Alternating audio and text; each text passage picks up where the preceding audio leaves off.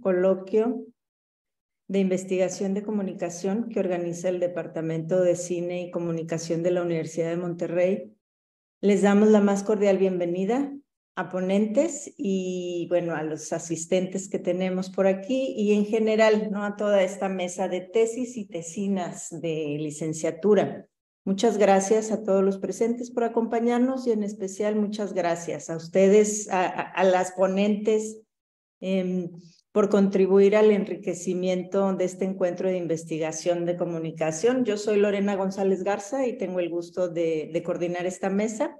Y a por ello, primero y antes que nada, pues hay que leer el disclaimer que nos piden siempre ponerlo.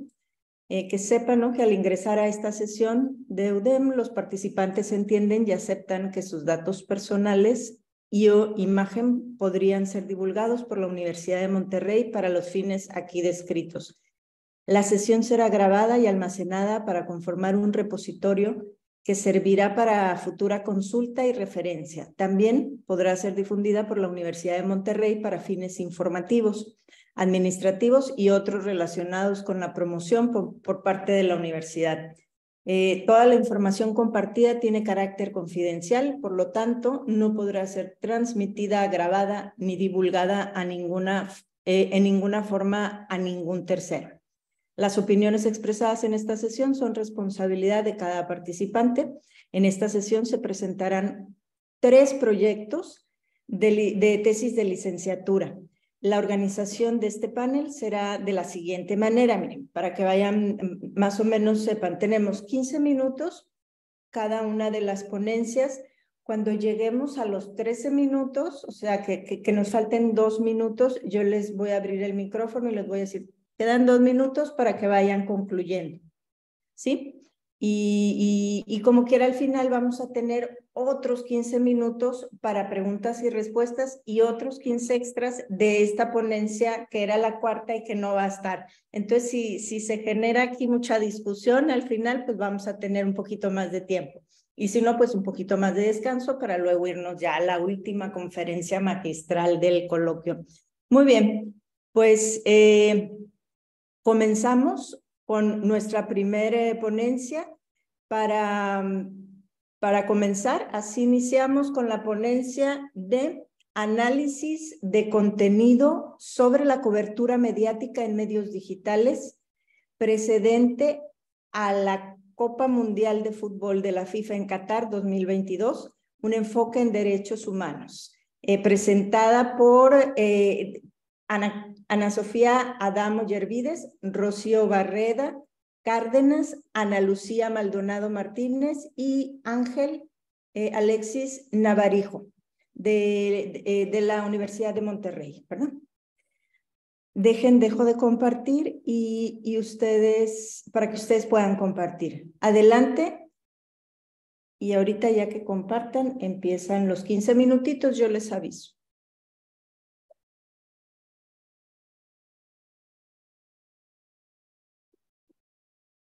Ok, bueno, ya vamos a empezar. Bueno, pues bienvenidos, bienvenidas. Nosotros, Ana Sofía Adam, Rocío Barreda, que ahorita los van a conocer, pues les vamos a presentar nuestra investigación tesis. Alexis no pudo acompañarse el día de hoy, pero pues aquí estamos nosotras. Les vamos a presentar este análisis de contenido, como ya bien lo dijeron, que 2 pilares muy importantes es la Copa Mundial de la FIFA, Qatar 2022, y derechos humanos. Para darles un poquito más de contexto, nosotros estábamos analizando cerca de que empezara la Copa Mundial de la FIFA y nos dimos cuenta del auge que estaba teniendo este tema en cuestión de derechos humanos de los migrantes, debido a que muchísimas personas estaban muriendo debido a la construcción de los estadios en Qatar. Y debido a que Qatar no cumplía como política o requisito totalmente por los criterios de la FIFA para ser seleccionada como sede, queríamos ver cómo los medios estaban tratando este tema y en qué manera estaban aportando a los derechos humanos a la audiencia. Nada más le cambio. Ay. Ahí está. Ahora, bueno, pues como ya lo mencionaba mi compañera Ana Lucía, para esto pues nos establecimos tanto un objetivo general como objetivos específicos, empezando con el general, el cual pues en realidad era hacer la investigación como tal. Sin embargo, pues de estos objetivos generales salen los específicos, como ya mencionaba, empezando por analizar la frecuencia informal en la que se abordan los derechos humanos de carácter general, seguido por identificar el encuadre presente en las notas que abarcan el tema de la Copa Mundial de Qatar 2022. Y finalmente, pues distinguir los tonos dentro de las notas periodísticas con base en los mecanismos psicosociales y sus opuestos. Sin embargo, pues esto se lo vamos a explicar más adelante. Asimismo, pues también tenemos el marco teórico, el cual, bueno, pues su principal punto siendo el análisis de contenido de Qatar y de pues estas salen tres como subtemas bastante importantes para nosotros, empezando por la teoría de investigación, es decir, la teoría de encuadre y la cobertura mediática en eventos, seguido por los derechos humanos y violaciones. Ahí incluimos temas como de derechos humanos en Qatar, la situación laboral actual de los migrantes en Qatar, el tema del sports washing, la constitución de Qatar y finalmente pues el tema de derechos humanos y eventos masivos, del cual desprenden los factores psicosociales, como ya mencionaba, de Bandura del 99. Y por último, las denuncias de violaciones a los derechos humanos en Qatar, incluidas las protestas por celebridades, las protestas por parte de los jugadores en la Bundesliga, las protestas en las eliminatorias de la UEFA y finalmente pues el caso de Paola, una mexicana que fue violada dentro de las instalaciones de la FIFA, trabajando para la FIFA en Qatar y pues se le condenó al ser violada a aproximadamente 100 latigazos. Fue un caso bastante mediático aquí en México y pues por eso se incluyó. Y ahora sí ya llegamos a los factores psicosociales. Algo que nosotros queríamos ver cuando hicimos nuestro manual era si la nota era en contra, a favor o neutra, o si era positiva, negativa o neutra. Pero esto es muy subjetivo. Así que nosotros nos teníamos que basar en algo. Nosotros buscamos teorías y encontramos la teoría de desconexión de Bandura, también conocida como mecanismos psicosociales. Así que para ver si algo era en contra o a favor, nos basamos en esto. Aquí pueden ver justificación moral, es uno de los mecanismos psicosociales, dice que es ver la acción como si tuviera consecuencias beneficiosas. Así que, por ejemplo, si en la nota se mencionaba que los trabajadores migrantes estaban sufriendo abusos, en la nota, si se justificaba esta acción o se decía que era por algo positivo, que estaba saliendo algo positivo de esto, lo tomábamos como justificación moral. Otro es comparación ventajosa, que si se mencionaba el comportamiento, haz de cuenta, de Qatar o de la FIFA, y luego se mencionaba, pero hubo otro que hizo cosas peores, o sea, dejaba mejor parado a Qatar o a la FIFA, era comparación ventajosa. Y así cada uno de estos está etiquetado eufemístico, desplazamiento de responsabilidad y difusión de responsabilidad, que ahorita vamos a ver más adelante, distorsión de consecuencias, deshumanización y atribución de la culpa. Algo que cabe recalcar de esto es que estos mecanismos psicosociales nos dimos cuenta que solo funcionaban si eran, bueno, a favor de Qatar o de la FIFA. Así que nos quedaba como un vacío de información cuando la nota era a favor de derechos humanos o en contra de Qatar o de la FIFA. Así que nosotros propusimos estos mecanismos opuestos para llenar ese vacío de información. Así que, como le dice su nombre, si teníamos antes justificación moral, nosotros sacamos acusación moral, que es mencionar la acción como si tuviera consecuencias negativas. O comparación ventajosa, lo convertimos a comparación desventajosa y así. Así respectivamente. En el anterior pusimos dos designación de responsabilidad, que se pusieron en uno solo, designación de responsabilidad, porque vimos que eran muy similares y no valía la pena hacerlos como que separados, así que esos dos que antes les mencioné que íbamos a ver después se hicieron en uno solo, designación de responsabilidad, que es dirigir la responsabilidad hacia quien le corresponde. Nosotras elegimos 3 medios para trabajar con ellos. El primero fue The New York Times, que es de Estados Unidos. El segundo, The Guardian, de Reino Unido. Y la tercera fue una agencia que es Al Jazeera, que pues era del país sede, entonces tuvo mucha relevancia en la investigación. En cuanto a la selección y temporalidad, analizamos desde el año 2015 hasta el 2022 en secciones como de trimestre, que fueron abril, agosto y diciembre cada año. En el 2022 nada más analizamos abril y agosto debido a, pues, a los tiempos. Sacamos las notas que debían ser analizadas, primero que cumplieran con la temporalidad, pero también tenían que pasar por el filtro de conceptos clave, por lo que buscamos literal en el buscador del medio estas palabras: World Cup 2022, World Cup y Qatar 2022. Sin embargo, sí se tuvieron que discriminar algunas notas debido a que no cumplía con los filtros, a pesar de aparecer en las búsquedas, porque al leerlas nos dimos cuenta de que nada más por tener alguna palabra clave ya estaba apareciendo en el buscador, pero tenían temas o trataban temas diversos como cocina, fútbol americano, que no aportaba mucho a la investigación, entonces una vez leídas se descartaban. Y en cuanto a los resultados, nosotros utilizando los conceptos clave en los 3 buscadores de los medios digitales, los buscadores nos arrojaron 324 notas, de las cuales se discriminaron 186 por las razones que ya les mencionamos. Y esto dejó un total de 138 notas para analizar por medio de nuestro manual de códigos y nuestro instrumento de evaluación.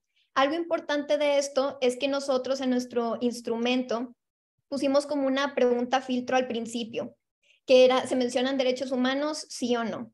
Así que si no se mencionaban derechos humanos, se tomaba en cuenta dentro de esas 138 notas analizadas, pero no se seguía analizando, ya no se sacaba más información, además del tema como en el que se centraban. Pero si la pregunta se contestaba con sí, sí menciona derechos humanos, se seguía analizando la nota y se sacaba más información, por ejemplo, en qué tema de derechos humanos se centra, o las fuentes de la nota, los mecanismos psicosociales y los opuestos, etc. Así que 55 de las notas sí mencionaron derechos humanos y sacamos toda esa información que les acabo de mencionar. Ahora bien, para la frecuencia de medio por año, es decir, pues cuando hablaban los medios, vemos en cuanto a la cantidad de notas de manera descendente, empezando con el 2022 con 36 notas, el cual nosotros decimos, ok, pues es lógico que existan tantas notas precisamente porque es el año del mundial. Seguido de 2019 con 29 notas, 2021 con 22 notas, 2015, 16 y 2020 empatadas con 12 notas, 2017 con 10 notas y 2018 con 5 notas, como ya habíamos mencionado, esto da un total de 138. Sin embargo, aquí lo importante, además de como ya les mencionaba, qué fue lo que pasó en el 2022, bueno, pues el año relevante del Mundial, pero ven qué pasó en el 2019, a pesar de que está súper retirado del año del Mundial, o sea, tuvo que haber pasado algo para que existiera esta gran cantidad de notas al punto de casi toparlas con el del año del Mundial. Ahora bien, ¿qué pasó en 2019? Nosotras consideramos que la alta cantidad de notas ese año pudo haber sido por uno de estas 3 razones. La primera es que 2019 fue un año después del Mundial de Rusia 2018, así que el tema estaba todavía caliente. La segunda es la abolición del sistema kafala en Qatar, que este sistema kafala es como un sistema de patrocinio en el que empleadores de Qatar traen a trabajadores migrantes a trabajar en los estadios, pero las condiciones en las que vivían, en las que trabajaban, eran muy precarias. Una práctica común era quitarles los pasaportes a los trabajadores, por lo que ya haz cuenta que vivían en esclavitud moderna, y se hizo muy controversial. Por eso cuando lo abolieron se hizo muy famoso. La tercera es la posible expansión del mundial. Usualmente son 32 equipos los que vemos participar, pero en 2019 hubo discusiones sobre una expansión a 48 equipos, lo cual significaba no solamente hacer el mundial en Qatar, sino también usar otros países como Kuwait como sedes. Al final esto no pasó, pero sí está abierto el tema para en próximos mundiales hacer esta expansión. Ahora, ¿de qué hablaban los medios? Bueno, subimos o teníamos en mente, y está en el instrumento, 5 categorías que pusimos sobre los temas centrales. El primero, o bueno, en su orden, eran deporte, geopolítica, derechos humanos, corrupción y administración del evento. Eran las posibles categorías. El deporte fue el más alto con 46 notas debido, pues, nos hizo sentido porque es el Mundial de Fútbol. Después, en segundo lugar, administración del evento con 33 notas y en tercer lugar, derechos humanos con 28 notas. Y aquí cabe resaltar, si vemos la gráfica, que mucha de la contribución a estas 28 notas fue The Guardian con 21 notas. No hubo otro medio que tocara más el tema más que este medio. Y pues se nota que en todos los temas The Guardian se puso más el foco en derechos humanos que pues en ningún otro. Al Jazeera y The New York Times casi no tocaban la cuestión de derechos humanos. Asimismo, no hacían una crítica a favor de derechos humanos. Y en The Guardian se puede ver que sí tenían como este lado a inclinarse, a sí tocar y sí hablar sobre estos temas. Aproximadamente el 60% de las notas no analizaban la cuestión de derechos humanos y en su totalidad el 43.6% de los medios sí hacían una crítica a favor de los derechos humanos. En cuanto a los medios y la mención de derechos humanos, nosotros teníamos 3 temas de derechos humanos. Uno era trabajadores migrantes, otro comunidad LGBT y otro derechos de las mujeres.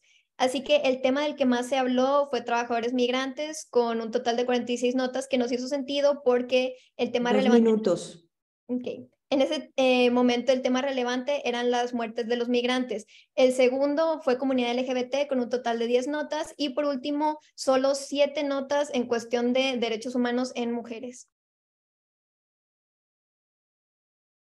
Ya le voy a dar turbo. En la frecuencia de uso de mecanismos psicosociales y opuestos, bueno, pues aquí podemos ver que efectivamente el uso de los mecanismos opuestos, bueno, aquí se ve empleado, o sea, los psicosociales realmente casi no se usaron, mientras que los opuestos sí. Por ejemplo, en los psicosociales podemos ver que comparación ventajosa solo se mencionó una vez, o deshumanización pues totalmente nulo, mientras que, por ejemplo, en el etiquetado directo fue una mención de hasta 37 veces. Entonces, ¿qué nos dice esto? Que bueno, pues se muestra un mayor etiquetado directo, una mayor culpabilidad hacia FIFA y hacia Qatar, y pues una señalización de consecuencias.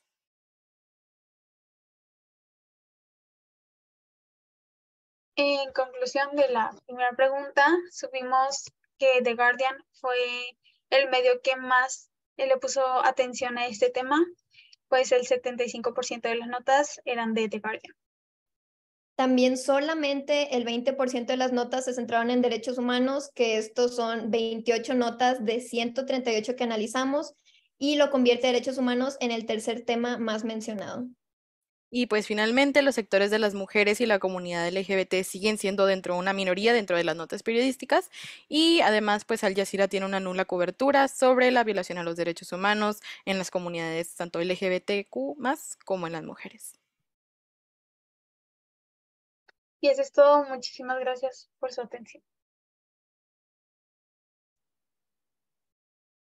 Excelente, muy bien. Justo a tiempo, justo a tiempo. Ahorita habrá tiempo de preguntas. Ok, continuamos ahora con la segunda ponencia que se llama Análisis del consumo y recepción de la información científica en canales de YouTube entre niños de 5º y 6º grado de primarias públicas de Ciudad Victoria, Tamaulipas, en el 2021. Ponencia a cargo de Frida Estefanía Gataz Ollervides, adelante, de la Universidad Autónoma de Tamaulipas.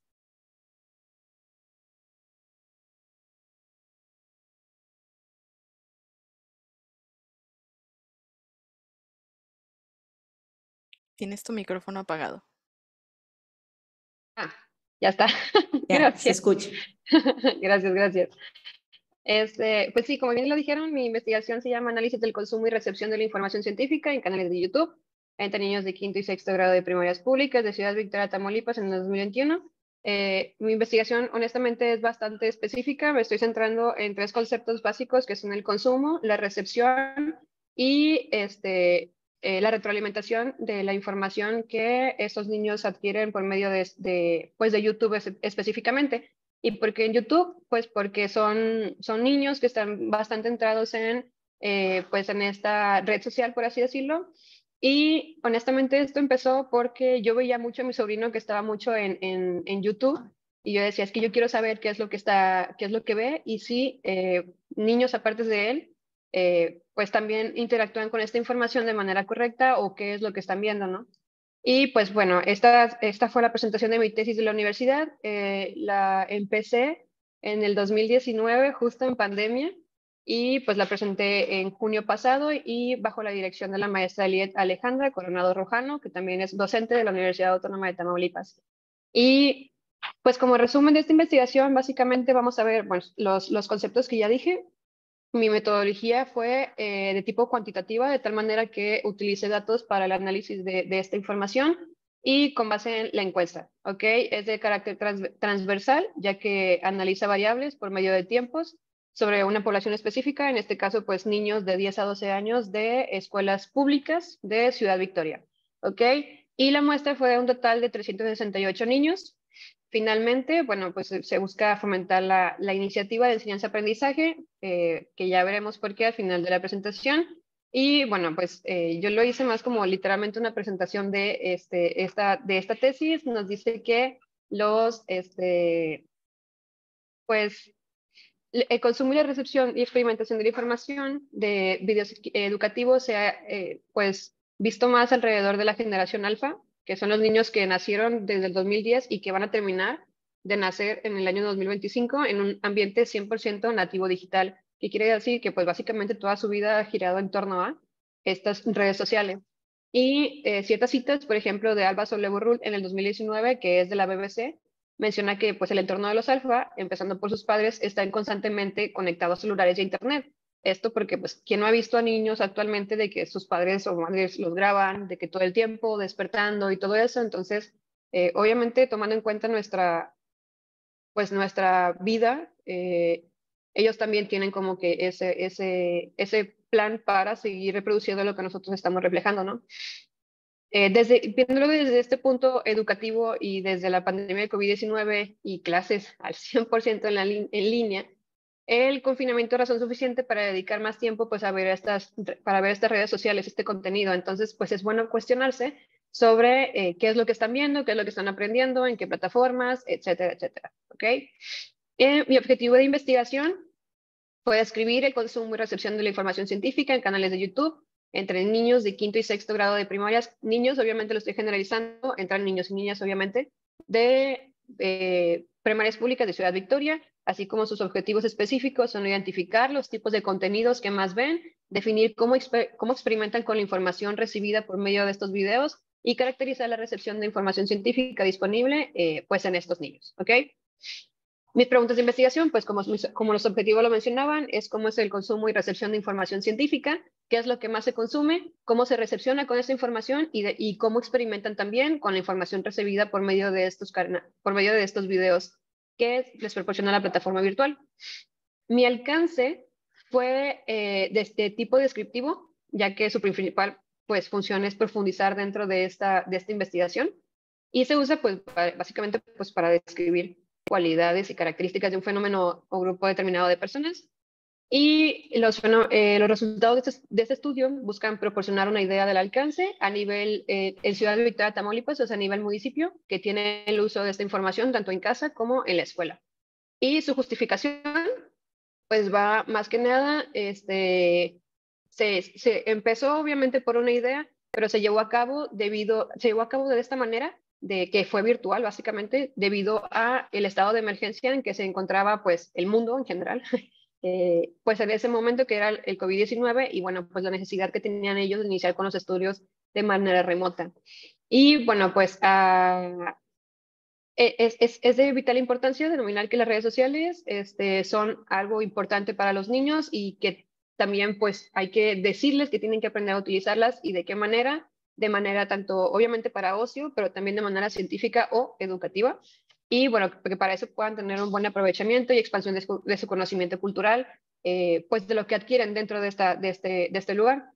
mis hipótesis fueron dos, fueron una positiva y una nula, en donde se quería llegar a la conclusión de si los niños de quinto y sexto de primaria se apropiaban o no, o experimentaban o no con este tipo de información por medio de estos canales, y también si los niños interactuaban o no con dichos contenidos, tanto en casa como en la escuela, aplicando conocimientos de manera eficaz, realizando experimentos con familias, amigos, conocidos o solos, y en ciertos casos, bueno, pues si se animaban o no a realizar videos en donde desarrollaban ese tipo de experimentos para los niños.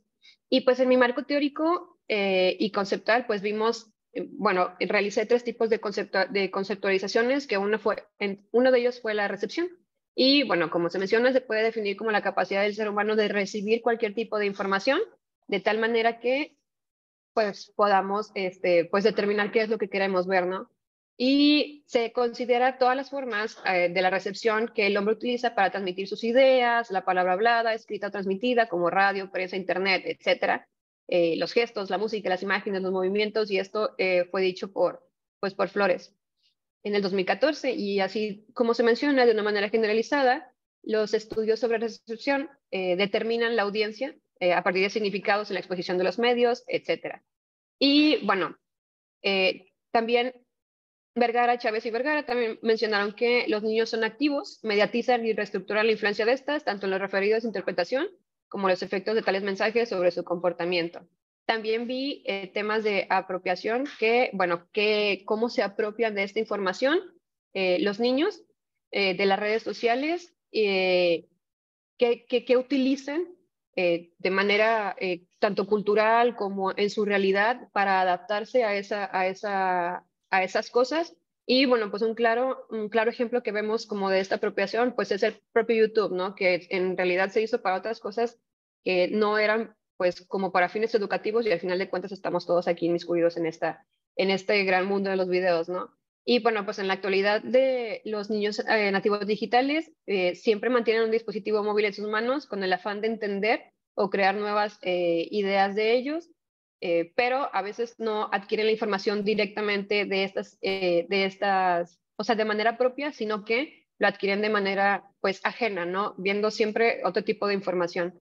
Y la experimentación, bueno, pues ya una vez que vieron de dónde sacarla, que la agarraron pues para manejarla, la experimentan, ¿no? Y a ver, lo que quería ver era qué hacían con ese tipo de información, de tal manera que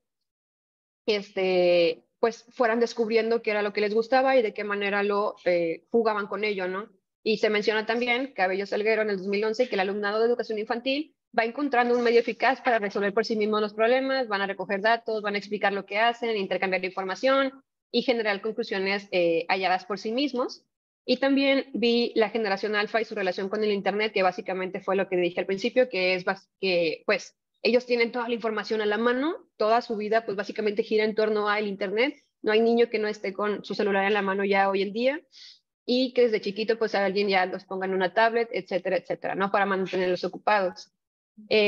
YouTube y su evolución como plataforma pues obviamente tuvo muchos movimientos, porque obviamente primero era para subir videos, no sé, como de risa o algo por el estilo, o porque alguien no pudo subir un video demasiado grande en ese momento, y después pues ya tuvo la necesidad de cambiar, de evolucionar, porque cada vez fue más la cantidad de gente que fue pues empleando o que estuvo utilizando esta aplicación. Entonces YouTube también tuvo que adaptarse e innovarse de tal manera que exista en este momento ya la aplicación YouTube Kids, que esta se lanzó en el 2015, y básicamente pues es una aplicación o una red social en la que solamente hay videos para niños de fines educativos, en donde no puedes encontrar absolutamente nada de violencia, etcétera, ¿no? También vi lo que es YouTube y la escuela, la relación que tiene esta dentro de la escuela, nuevamente entre niños de primaria, entre quinto y sexto grado, y pues es una plataforma en la que se puede encontrar infinidad de contenido. Sin embargo, bueno, pues los verdaderos divulgadores del Internet, pues en este caso se llaman pues pues son los YouTubers, ¿no? Son ellos los que nos están dando toda esta información que los niños adquieren. Entonces se considera pues de real importancia que tanto en Internet como en estas páginas de videos, bueno, pues se encuentra información aceptable, Y bueno, si de esta manera, si los niños interactúan tanto en la escuela como en su casa con el conocimiento científico, bueno, pues es relevante entender cómo esta recepción pues la manejan y cómo se apropian de ella, ¿no? Sin embargo, el aprendizaje escolar científico se enfoca en la mayoría de las ocasiones en lo superficial. Por ejemplo, en las clases, como menciona Furman en el 2016, en las clases de ciencias naturales, los chicos suelen estudiar con muchísimo detalle sobre las partes y funciones del cuerpo humano, pero sin terminar de entender cómo trabajan juntas. O sea, y esto es lo que nos proporciona lo que es Internet en general, pero también YouTube. O sea, cómo haces las cosas, pero no te ayuda como a entenderlas, ¿no? O al menos los niños a veces no terminan de entender cómo se, no sé, se infla un globo, cómo se hace la arena mágica, etcétera, ¿no? Y eso es lo que se busca, que el profesor deje de ser un neurotransmisor para empezar, a que los niños trabajen y experimenten con esta información y tengan esta iniciativa de responder sus preguntas, pues, propiamente, ¿no? Mi planteamiento metodológico, bueno, se utilizaron los métodos recomendados, como son el consumo y recepción de la información, que se refieren a los videos específicamente, esperando que la metodología contribuya al conocimiento sobre cómo se aprende y cómo se utiliza la información del alumnado. También se va a utilizar la investigación cuantitativa, que pues recoge variables. Y finalmente, este tipo exploratoria, ya que el tema de divulgación científica por medio de YouTube en primarias públicas, igual y no ha sido del todo investigado, y pues esperando que se puedan como agregar ese tipo de conocimientos a investigaciones futuras, ¿no? Mi método de recolección de datos se utilizó la encuesta, se tomó como base una encuesta específica que encontré y que honestamente me ayudó mucho, y obviamente se enfocó en actualizarla hacia niños de primaria, pero fue la encuesta de investigación que se llama Apropiación de las Tecnologías de la Información y Comunicación en Cursos Universitarios, y esta de González Montes y Ochoa Grino, y esta se realizó en el 2006 y fue enfocada básicamente pues para maestros, ¿no? Sobre esta apropiación de las tecnologías de la información, que realmente tenía preguntas muy buenas, muy buenas, nada más que se realizó esta adaptación para que fuera para niños de primaria y que fuera más comprensible, ¿no? El ambiente, población y muestra se llevó a cabo en Ciudad Victoria, Tamaulipas. Se tomaron únicamente niños de quinto y sexto grado, de tal manera que si contestaban otros niños de otros grados diferentes, pues obviamente no se les omitía de esta información. No hubo primarias en específico porque entramos en pandemia justo cuando yo estaba haciendo mi muestra, así que tuve que entrar a la página del CIE módulo de la escuela de tu hijo, del gobierno de Tamaulipas, especificando el municipio de Ciudad Victoria, y pues 2 únicamente minutos. en escuelas privadas. Y los niños requeridos debían estar entre 10 a 12 años. El total de niños encontrados fue de 8,945. Y bueno, pues esta muestra nos dio un total de 369 niños que podíamos llegar a encuestar, y eso fue lo que hicimos. Y el procedimiento, bueno, pues fue de bases teóricas, se hizo por medio de redes sociales, encontrando niños que fueran encontrando niños con amigos, con primos, etcétera, que nos ayudaran a realizar esta encuesta. También, obviamente, en mis posibilidades, porque yo siempre tuve que, o sea, yo aún trabajando en la pandemia, tuve que ir a trabajar físicamente, entonces encontrando niños así que sí cumplieran con estos requisitos, pues se fue haciendo esto, ¿no? Y los resultados, bueno, para ya no hacerlo tan largo, fue que sí contestaron niños de tanto de quinto y de sexto. Se les preguntó qué redes sociales utilizaban, que fueron YouTube, obviamente la más prominente. Bueno, obviamente en este caso, ¿para cuántas horas al día consume de Internet? Pues se ve que 1 a 2 horas al día. En este caso, pues sí se puede decir que tienen un buen consentimiento del Internet en sus casas. ¿En cuál de los dispositivos usa YouTube? En celular propio, a pesar de la edad. Les gusta más ver Expocasteros Kids, que es un canal de experimentos. Y al momento de preguntar si ven canales sobre ciencia, pues dijeron entre sí y no, ¿ok? Y aquí era que se tenía que dividir las personas que veían sí o no, si se veían, bueno, pues se dividían aquí en la segunda parte, que cuál es el canal favorito, y pues nos llevó a la conclusión de que lo que ves en los videos también lo ves en la escuela. Pues algunos dijeron que sí, sin embargo, pues dicen que nada más lo ven en los libros de texto, pero cuando les preguntas si alguna vez han intentado pues reproducir un video, pues te dicen que no, la mayoría te dicen que no, de tal manera que nada más lo dejan en salones de clases, ¿ok? La conclusión fue que el 47.6% de los niños encuestados sí ven los videos. Sin embargo, al menos de la mitad de los alumnos utilizar esta información, pues obviamente afirmamos, bueno, comprobamos que la hipótesis de esta investigación pues es nula porque los niños no interactúan con esta información. Terminó el tiempo, igual ya al ratito retomamos Sí. la conclusión. Muy bien. Gracias. Muy bien, excelente. Bueno, continuamos. Muchas gracias, Frida. Está muy interesante la presentación. La tercera y última ponencia de esta mesa, con la que cerraremos esta serie de presentaciones, se llama La evolución de la tradición oralidad hacia los medios audiovisuales de comunicación, por Paola Argentina Izaguirre Vázquez de la Universidad de Monterrey. Adelante, Paola.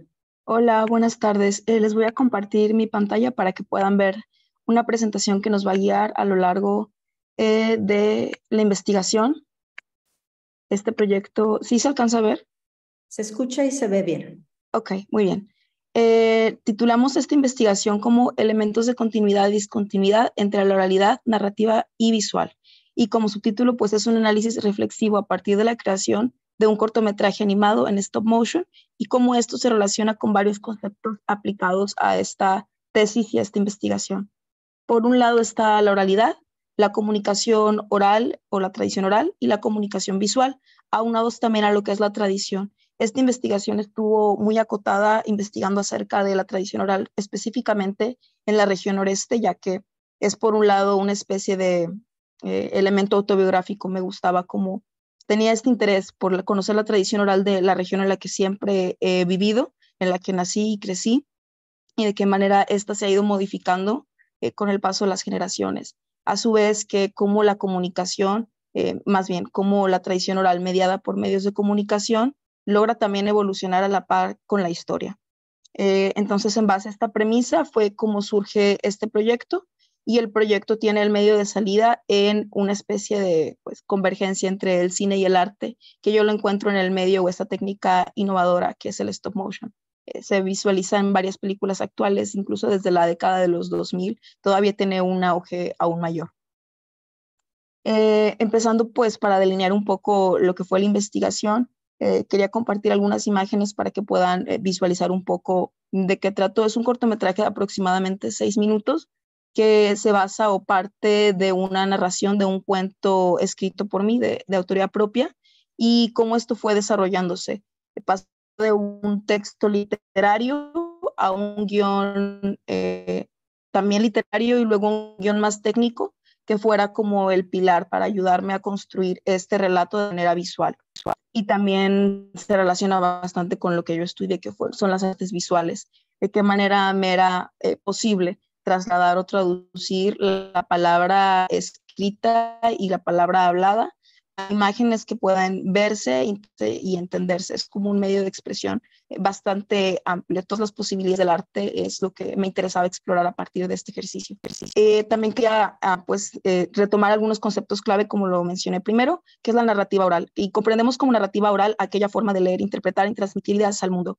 Es un saber, un concepto, pues me atrevería a decir que tan antiguo como la humanidad misma. Desde que tenemos noción desde el origen del hombre, aprendemos a comunicarnos y a expresarnos, una manera de socializar por un lado, pero pues también de manifestar aquellas creencias, miedos, pensamientos que dentro de nuestro ser humano, dentro de nuestra inteligencia, pues habitan, de qué manera pueden ser materializados de alguna forma. También otro de los elementos principales de la investigación comprende lo que mencioné ya en reiteradas ocasiones, que es la tradición oral, y de qué manera la tradición oral se relaciona con la cultura. Ya mencionaba un poco acerca de cómo desde el comienzo de la humanidad pues encontramos que a partir de la experiencia, la observación y el uso de los sentidos es posible descubrir nuestro entorno. Por otro lado, algunos autores que sirvieron de referencia y también para conocer un poco más ampliamente el tema fue Donis Adondis, quien presenta pues una serie de niveles, un modelo a partir de varios escalafones en el cual se puede llegar a comprender de qué manera se aterriza una imagen visual a partir, por un lado, primero de la visión, luego la abstracción de significados y después la interpretación.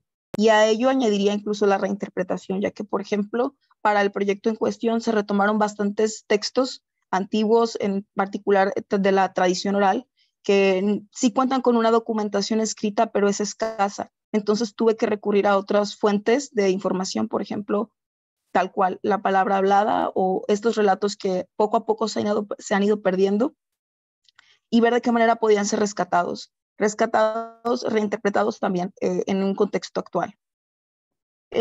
Por otro lado, tenemos lo que es la alfabetización visual, también otro elemento o factor pues bastante relevante para esta investigación.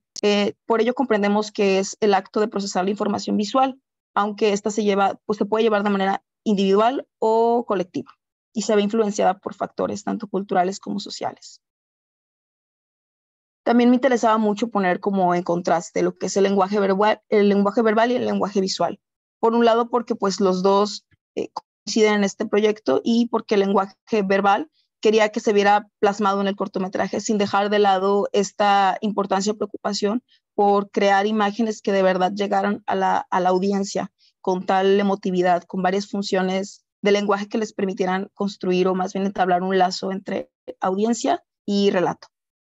Entonces ya no eran solamente esta necesidad de querer contar una historia, sino también transmitir valores y un mensaje más complejo, dotado también de mis propias emociones y sentimientos que pues a la vez vengo cargando desde varias generaciones y que se pueden ver reflejadas en los relatos que busqué.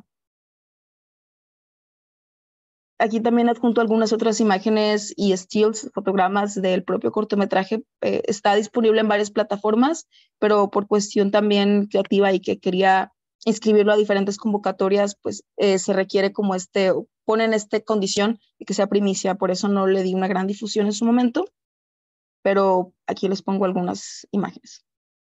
Además quería explorar e indagar más acerca de estas diferencias entre lo que es el lenguaje verbal y visual, y de qué manera estos también llegan a puntos de convergencia, confluencia, y al finalmente llegan a complementarse. No se trata de visualizar como dos polos opuestos, sino de qué manera lo verbal y lo visual llegan a un punto en el que construyen un mensaje bastante fuerte y se comunica de diferentes maneras. Si en un principio se comunicaba solamente por la palabra hablada, después comenzó a comunicarse a través de la escritura con la llegada de la imprenta y su difusión, pues esto fue aún más de forma creciente.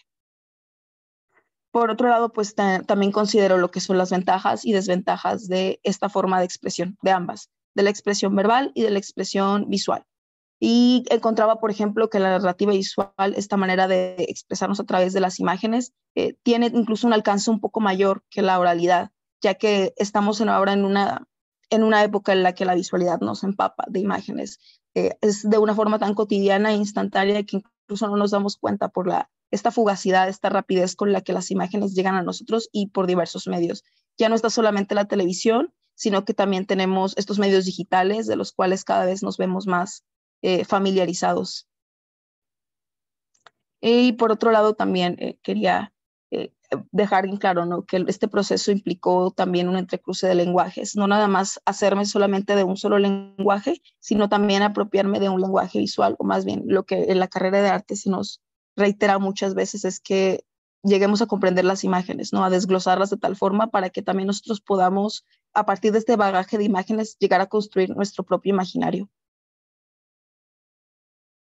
Algunos escenarios, por ejemplo, también abarcan todas una escena, por ejemplo, y también encontraba, por ejemplo, que la visualidad se acompaña, en el caso de la transmisión visual o esta forma de comunicar a partir de la narrativa audiovisual, encontraba que también se ve mediada o acompañada por la sonoridad. Entonces quería hacer mucho hincapié, ¿no? Quería ver de qué manera podía utilizar el sonido a favor de las imágenes y de qué manera se acompañan, para así crear atmósferas completas y no solamente dejar una imagen fija en pantalla, sino que pudiera llegar a la audiencia a manera de un ambiente con el que se puedan llegar a identificar, tal cual como el lenguaje logra establecer vínculos con la propia comunidad.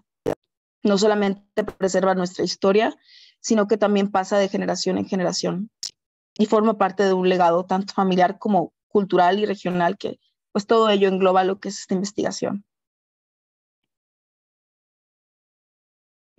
Bueno, ya nada más quedándome con esta última idea acerca de este vínculo entre imagen y espectador y de qué manera podía reforzarlo. buscaba alguna manera de crear estos lazos, estos vínculos, y es por ello que crea estos personajes. A lo largo del cortometraje aparecen 4 personajes. El protagonista es este que está por acá, se llama Don Tulio, y cumple por un lado la función de protagonista y también la función de narrador, aunque no es propiamente el narrador del cortometraje, sino que brevemente pues les explico que en el cuento, en la historia, Don Tulio se encuentra con 3 personajes que aparecen una noche, los invita a pasar y juntos hacen una pequeña como reunión en la que empiezan a compartir relatos e historias.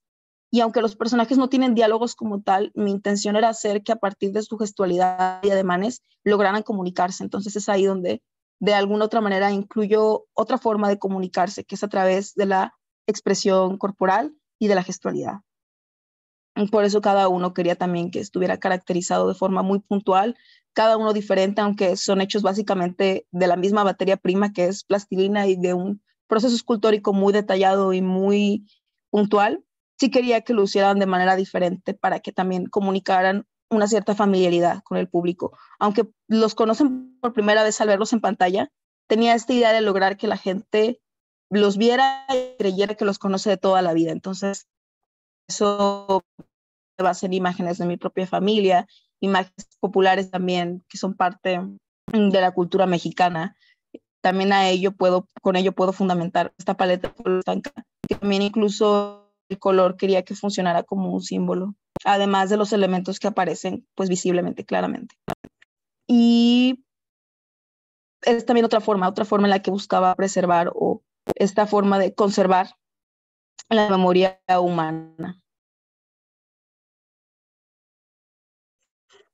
Y también mencioné acerca de cómo el origen del habla dio paso a la creación de toda una tradición oral. Y esta tradición oral es la que nos permite comunicarnos, por un lado, que es la primera función, y por otro lado, la de la preservación de la historia del pueblo.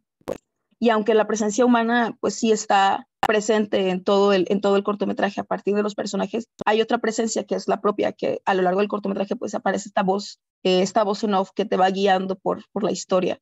Y aunque también es un poco subjetiva porque no empieza como un cuento tradicionalmente, aunque sí se basa en esta fórmula del cuento y la leyenda para su creación, sí tiene también incluso un final abierto. Es otra manera en la cual quería llegar a la audiencia o este público, y que también incluso imaginara, llegar a hacer sus propias imágenes a través de la mente, porque pues veía que existen las imágenes imaginarias o las imágenes que se forman en la mente y las imágenes que llegan a consolidarse a partir de lo que escuchamos, a partir de lo que vemos, cómo se transforman las imágenes también incluso.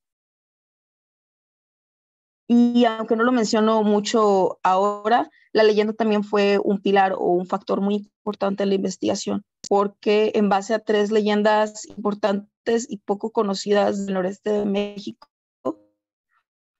fue que pude llegar a crear este cuento. También por eso cada uno de los personajes, pero en conjunto los 3 construyen un relato propio. Y quiero retomar esta cita tratante y habla acerca de este factor enriquecedor de la oralidad, sobre todo enriquecedor para el folclore, ya que la oralidad, transforma, distorsiona y modifica el relato que surge como producto del transcurrir histórico de la cultura popular. Yo también quería incluir otros elementos orgánicos y pertenecientes a este mundo real, también incluso para, pues, aún así reforzar más este lazo entre el público y lo que se ve en pantalla, o estos personajes que aparecen contando su propia historia, aunque no hablan, cuentan su propia historia a partir, como le menciono, de estos rasgos que trascienden incluso lo que es la palabra hablada. 2 minutos. Por eso incluyo algunos elementos como reales. Y pues por último quería expresar algunas de las conclusiones a las que me fue posible llegar, tanto a partir de este método creativo, empezando por la creación del cuento hasta su desenlace en la presentación de mi tesis de licenciatura.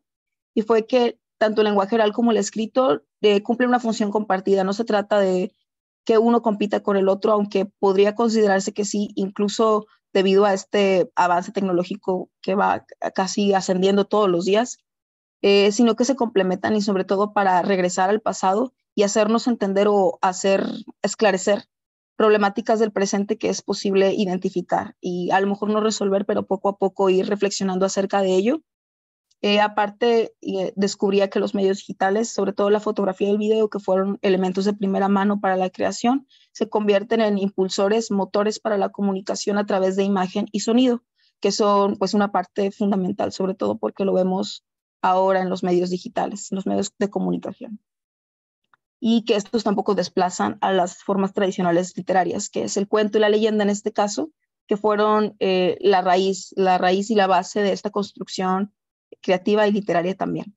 Cómo nos permiten reinterpretar, no hice mucho énfasis, pero pues la reinterpretación también es algo necesario, sobre todo de estos textos que ahora pueden volver a aparecer gracias a los medios digitales, por ejemplo, como la televisión ha hecho posible regresar a las leyendas, y yo usaba un programa de televisión que, ya para terminar, es muy popular aquí en el noreste, el Canal 4, todavía lo pasa, y fue una parte de la inspiración o algo que me motivó a extender esta investigación. Y ya finalmente, pues la era digital, cómo revitaliza el valor de estos textos, y no nada más el valor de los textos, sino valores universales, que también esta importancia como de ver esta transmisión de valores a partir de la leyenda y a partir del texto. Y ya, con esto concluyo. Listo. Perfecto, muchas gracias por tu participación y pasamos al momento de preguntas y respuestas, y aquí ya tenemos varias preguntas. Leo la primera para el equipo, la primera presentación. La búsqueda de la cobertura que la hace Mijaela Albizoru. Pregunta, ¿la búsqueda de la cobertura sobre el Mundial de Fútbol de Qatar se hizo a través del inglés? ¿Es la razón por la cual entre sus medios no aparece ninguno del mundo hispanohablante?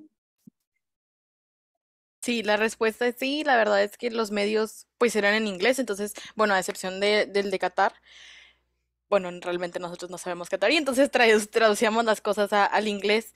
La razón es porque realmente no había medios hispanohablantes que hablaran de la violación de los derechos humanos. Estuvimos tratando de contactar a, por ejemplo, dentro de aquí en México, a Notimex, y o de plano no recibimos respuesta, o eran nosotros no vamos a tocar el tema de derechos humanos, o nosotros no estamos cubriendo el tema de Qatar. Entonces, la razón para nosotros fue, bueno, ¿cómo lo hacemos de manera que sea como representativa a nivel global? Bueno, pues ponemos sí del Occidente y de Medio Oriente, pero que fuera como para esta parte de América, una parte de Europa y una parte de Asia. Ok, perfecto. Miren, antes, aprovechando las preguntas, me gustaría que tomáramos una foto antes de que se me vayan luego a empezar a salir. Y si gustan abrir sus cámaras, ponerse guapas y guapos y una sonrisita. Regálenos una cámara, una sonrisa. Es viernes, pues. Ok, ahí va.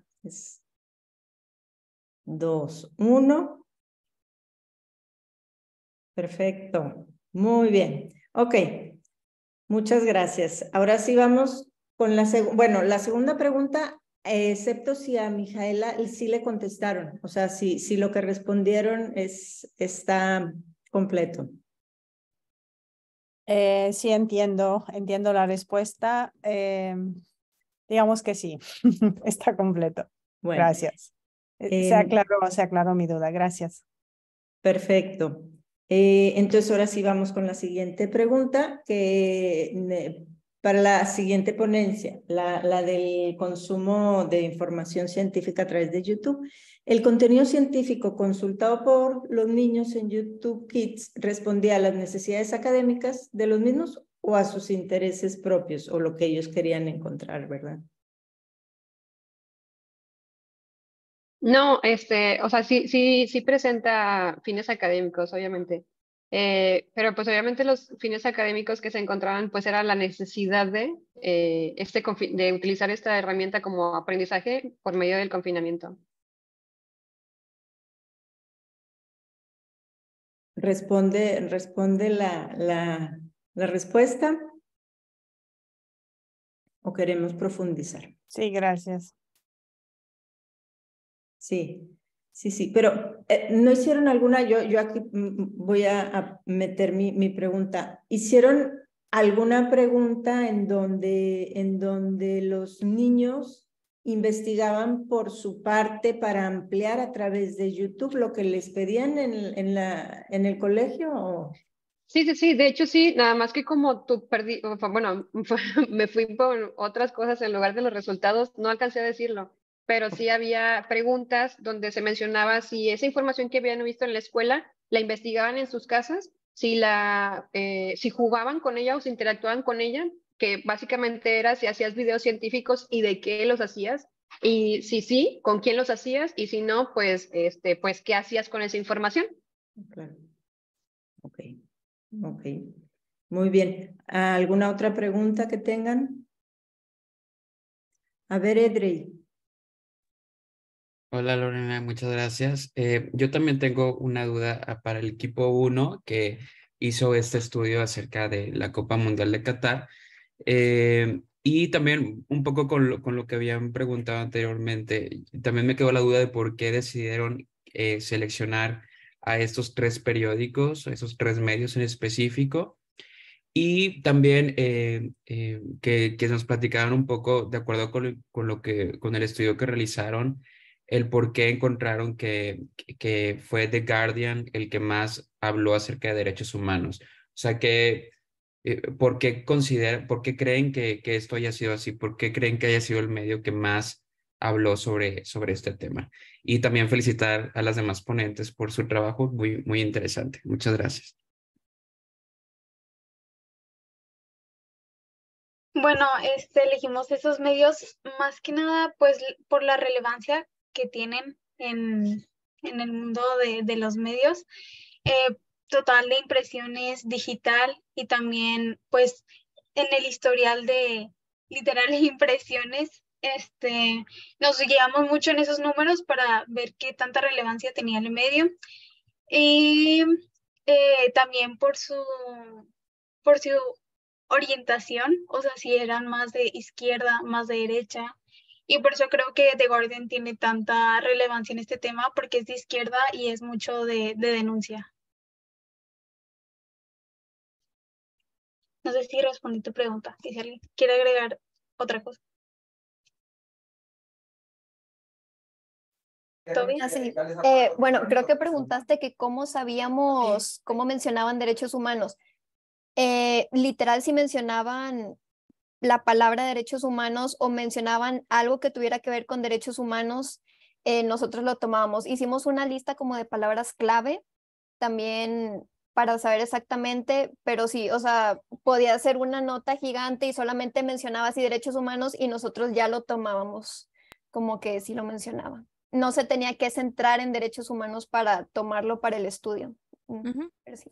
Y ya nada más sumándole a eso, por ejemplo, lo que hacíamos era con esas mismas palabras clave nos íbamos directamente a las páginas de estos medios, buscábamos vaya la redundancia, en el buscador la palabra clave y ahí es donde, por ejemplo, de todos los resultados que salían en el buscador, nos íbamos nota por nota revisando y ahí mismo donde aplicaba un poco como la discriminación de información, es decir, por ejemplo, veíamos notas que a veces hasta hablaban de los Óscares, como ya mencionábamos, de fútbol americano, pero de los universitarios, que a lo mejor sí decían World Cup, pero World Cup, no sé, de soccer y no sé, de otros deportes, entonces decíamos, bueno, estos no aplican. Y no sé, así es como funcionaba también un poco de la discriminación y bueno, así también fue como buscábamos la información. Perfecto, muchas gracias por la respuesta. Muy bien, bueno, tenemos otra pregunta de Paola a Frida. ¿La investigación abarcó solamente YouTube como plataforma o hubo también un interés o acercamiento con canales televisivos o juegos didácticos con fines educativos? No, solamente la hice por YouTube. Yo no me metí a otros medios de comunicación ni a otras redes sociales. Okay. O sea, obviamente sí pregunté si utilizabas otro tipo de red social y obviamente me contestaron que sí, pero como yo me enfoqué muy específicamente a lo que era YouTube, ya no me metí en otras. Sí, y de hecho creo que pues tiene sentido porque incluso creo que los niños, aunque tengan este contacto con los aparatos electrónicos e incluso con redes sociales, creo que antes de las redes sociales, YouTube es el primer canal que descubren, incluso que es bastante amplio y la gran diversidad de temas que se abordan. Y sí, era más que nada ese mi interés. Y también porque, bueno, anterior a YouTube, antes de la existencia de YouTube, pues sí, la televisión creo que tenía un papel bastante importante en la educación de los niños, incluso en los programas que no eran meramente educativos, pues sí, de alguna forma este bagaje cultural que tienen muchos de nosotros, pues lo construimos a partir de la televisión. Por eso preguntaba.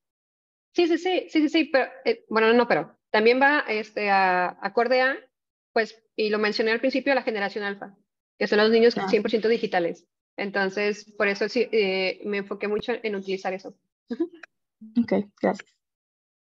Ok, yo tengo una pregunta para ti, Paola, igual y si quisieras terminar ahí de concluir, pero ¿qué fue lo que te inspiró para realizar este cortometraje en este tema? Bueno, fueron varios factores.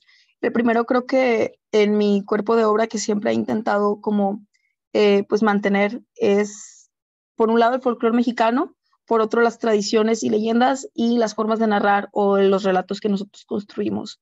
Y también por este interés constante en la escritura que he tenido en la literatura, por un lado, pues es lo que me motivó a buscar otras formas literarias. En este caso me topé con la literatura oral y cuando lo relaciono con la literatura oral regional, creo que fue el tema en el que decidí trabajar esta tesis. Y pues también estos relatos que me contaba desde muy pequeña mi abuelita eran leyendas. Antes que cuentos, eran leyendas y era esta memoria que yo tenía, aunque fuese, porque era una memoria construida intentando yo recuperarla, de mi abuelita contando el relato, yo imaginándolo en mi cabeza, porque no había manera de ilustrarlo. Y luego ya más adelante de mi infancia, adolescencia, pues me topé con producciones que trataban el tema de las leyendas, pero de una forma más exponencial.